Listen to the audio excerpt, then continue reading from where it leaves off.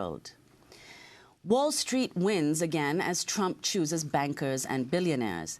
That was the headline in a piece by Bloomberg on Wednesday, shortly after Donald Trump tapped former Goldman Sachs executive Steven Mnuchin to be his Treasury Secretary and billionaire investor Wilbur Ross to head the Commerce Department.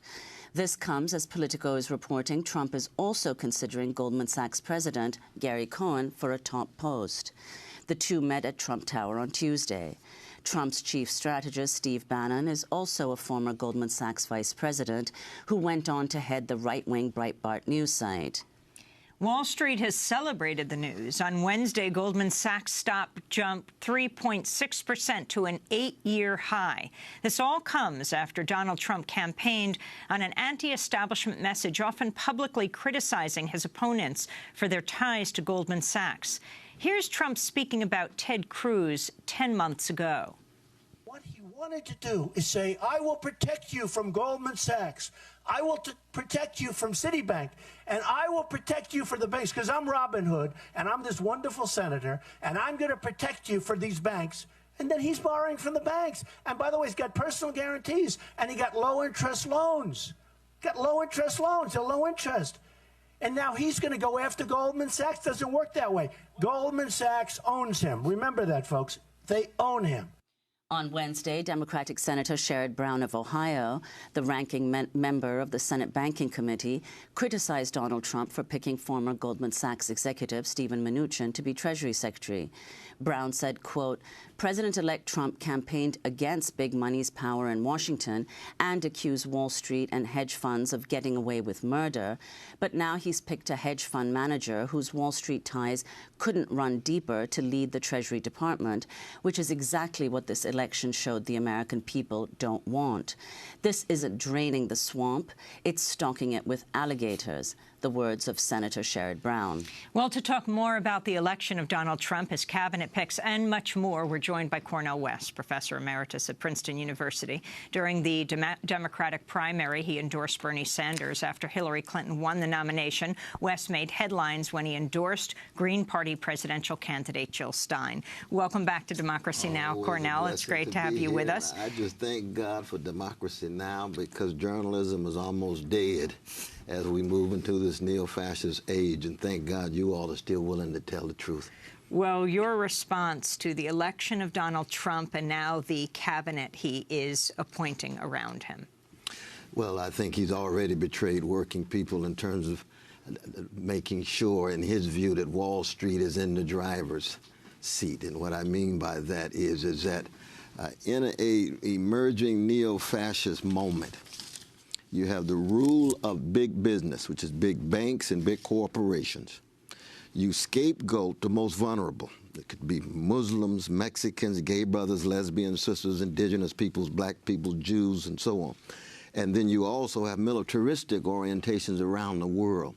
And so you see the extension of the repressive apparatus as those of us who hit the streets, those of us who have been willing to go to jail, we've had to recognize we'll have more coming at us under Trump administration. But the crucial thing is that he had talked about his connection with working people, and it's clear that the 1% are still running things. But you've also said, Dr. West, you just said that his administration will be neo-fascist. Could you explain, what do you mean by that? Neo-fascist as opposed to fascist, and what the two mean? Well, neo-fascist it's an American-style form of fascism, and what I mean by that is we've had a neoliberal rule from Carter to Obama. That neoliberal rule left in place a national security state. It left in place massive surveillance. It left in place the ability of the president to kill an American citizen with no due process. That's Obama. That was the culmination of the neoliberal era.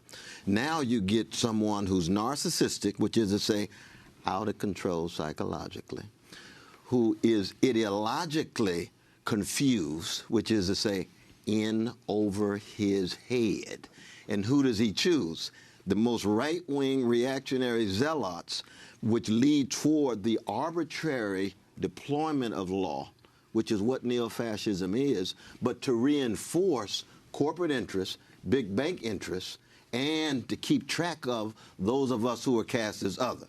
peoples of color, women, Jews, Arabs, Muslims, Mexicans, and so forth and so on. So this is one of the most frightening moments in the history of this very fragile empire and fragile republic. So I want to talk about some of the picks of Donald Trump, like President-elect Donald Trump's Treasury Secretary, Steven Mnuchin. Deep ties to Wall Street, including working as a partner for Goldman Sachs, where his father also worked. Mnuchin's hedge fund also played a role in the housing crisis after it scooped up the failing California bank IndyMac in 2008.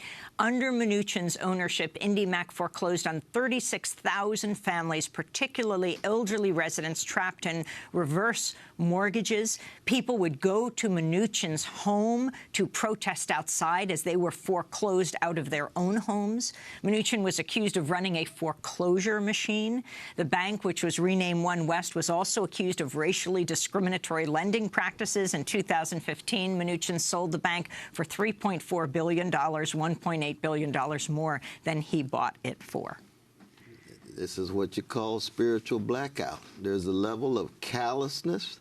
There's a level of indifference toward poor and working people, preoccupation with greed, and most importantly, lack of accountability, doing anything they can do unless in the end they get caught by the law. And of course, oftentimes they've already disproportionately influenced those who apply the law, those who are supposed to be regulating them. And so this is another instance of Wall Street run amok. I mean, I and some of us were very critical, the Adolph Reeds and others, very critical of Geithner, Summers, the Rubin crowd, straight out of Wall Street when Brother Barack Obama moved into the White House. Summers, who you know well because he was president of Harvard when you were a professor there, Absolutely. and gotten a bit of an altercation with him. Bless his soul. But so that you can see under the neoliberal rule, Wall Street's still in the driver's seat. We were hoping with Brother Bernie Sanders that we could bring the neoliberal era to a close. And by neoliberal, what I mean is when you see a social problem, you financialize, you privatize, and militarize. You get mass incarceration on the one hand, privatized schools. I know Sister Diane Rabbit's one of the great prophetic voices of our time in this regard. We'll talk about this later. And then you militarize, which is to say, drop bombs on 7 Muslim countries and then wonder why Muslims are upset. So, or you drop bombs on innocent children with U.S. drones and then wonder why the gangsters, the fascists coming out of the Muslim world are organizing. And of course, we got to be anti-fascist across the board. But this is going to be the most trying of times in our lifetime. There's no doubt about it. And at 63 years old, I am thoroughly fortified for this fight. I'll tell you that. Well, given the people who voted for Trump, and continuing with what you said, many have questioned how Trump, who after all is a billionaire born into a wealthy family, how did he become a working-class hero so widely perceived among the people who voted for him as someone outside of the American economic and political elite class? Well, a significant number of those who voted for Trump were actually working people, middle-class people who are looking for a way out, given the fact that they're losers under neoliberal globalization. And they tilted toward Bernie Sanders, but the Democratic Party and its neoliberal regime marginalized him and us. And so the only alternative is this pseudo-populist billionaire with these narcissistic sensibilities and fascist, neo-fascist proclivities, and he presented himself as caring for their situation. And so that economic insecurity, that economic neglect is very real. There's no doubt about that. And it's disproportionately white brothers and sisters, but they are suffering, and it was a cry of the heart. Unfortunately, given the right-wing populist and authoritarian orientation of Trump, he uses that kind of anguish to scapegoat Mexicans, Muslims, and others, rather than confront the most powerful. 21% of those who voted for Trump do not like him, but they feel as if they had no alternative. And we have to keep in mind 42% of our fellow citizens didn't go to the polls at all. They've already given up on the system, you see. And so the system itself now is in such a chronic crisis.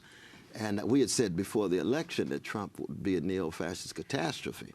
And it's very clear from his picks that he's moving in that direction.